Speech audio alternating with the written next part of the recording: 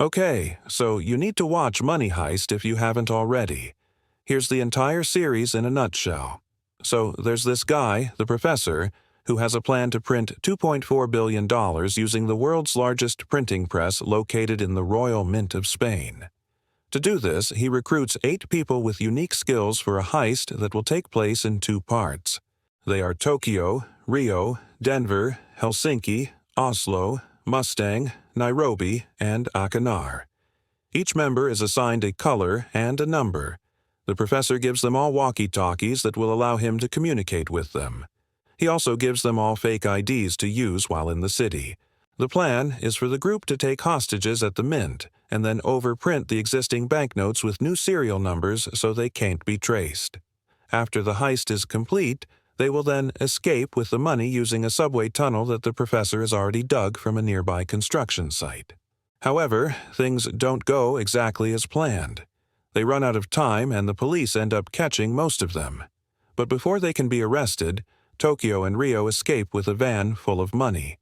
The professor is also captured, but not before giving the police the slip and making it look like he died. Meanwhile, Tokyo and Rio go on the run with the money, eventually meeting up with an old friend of the professor named Palermo. Palermo helps them set up a hideout in the mountains where they can live off the grid.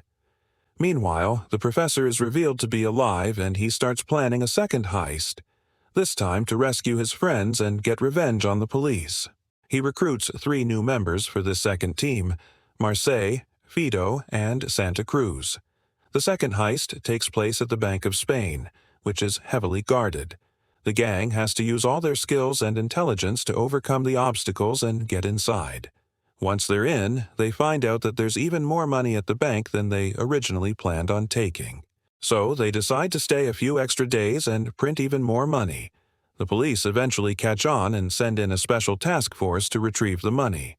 But the gang manages to escape once again. In the end, the professor and his crew are finally free, but not before leaving their own money behind. They disappear into the night, leaving the authorities clueless as to their whereabouts. And that's when we find out that Tokyo and Rio were never actually arrested. They were undercover the whole time. The professor had set them up to take the fall for him, and now they're all living happily ever after, presumably with lots and lots of money.